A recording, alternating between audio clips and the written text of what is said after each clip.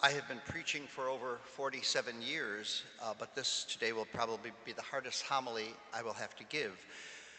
The most difficult, the most critical, and perhaps the most necessary.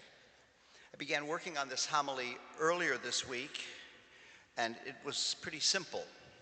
The readings spoke for themselves. The 10 Commandments in the first reading, Jesus cleansing the temple in the gospel, it all fit together so nicely with the fact that we'll be having our penance service a week from Tuesday. It all seemed to point in the right direction. And then this week happened. The horrible scandal of sexual abuse cases within our own diocese. We have seen these before, but they have been at a distance, perhaps long ago or far away. But now they're here in our midst. Perhaps the first reading today should have been, instead of the 10 Commandments, it should have been taken from Isaiah or one of the other prophets of Israel, haranguing the religious leaders of their times for their failure to lead the people of God, their abuse of their power, and their failure to protect God's chosen ones from evil. If that sounds so long ago and far away, unfortunately it is not.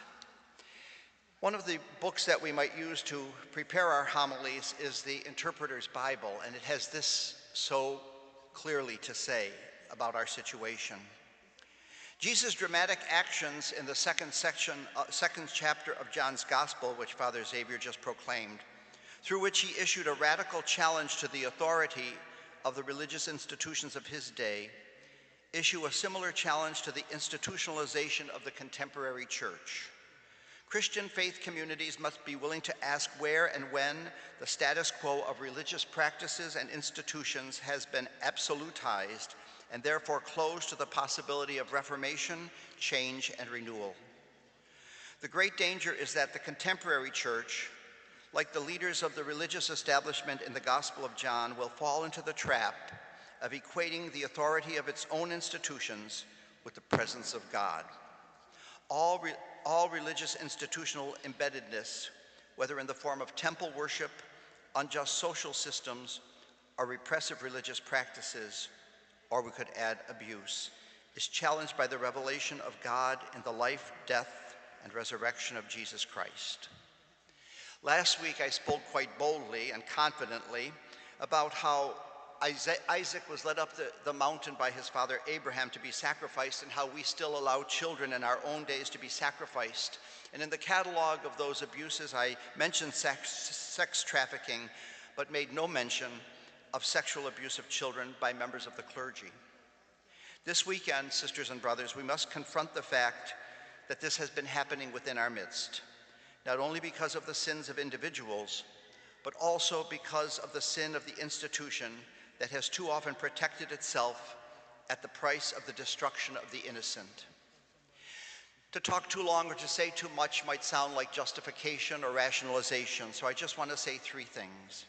First, the diocese is trying to make amends by setting up an independent board and agreeing to abide by the decision of this board in terms of restitution to victims.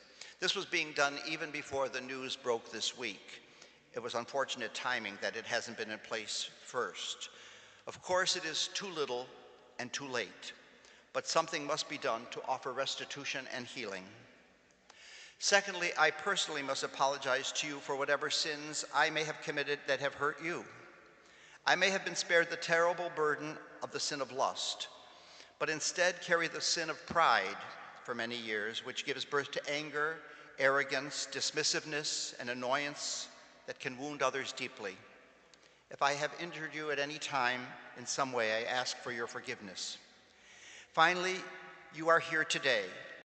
Testimony that you know and you trust that there is something more to believe in, something more to hope in, something more to rely on, and that something is God. Not the church, not the institutions, not the clergy, but God, who all too often is made more difficult to find and believe in because of the weakness and sinfulness of his ministers. As we heard in that quote from the Interpreter's Bible, the great danger is that the contemporary church, like the leaders of the religious establishment in the Gospel of John, will fall into the trap of equating the authority of its own institutions with the presence of God. All religious institutional embeddedness is challenged by the revelation of God in the life, death, and resurrection of Jesus. We can only pray together that Jesus, who comes into the temple to cleanse it in Jerusalem in our gospel today, will come into our midst to heal us, especially those who have been so viciously wounded, to heal us and to set us free and to make us whole.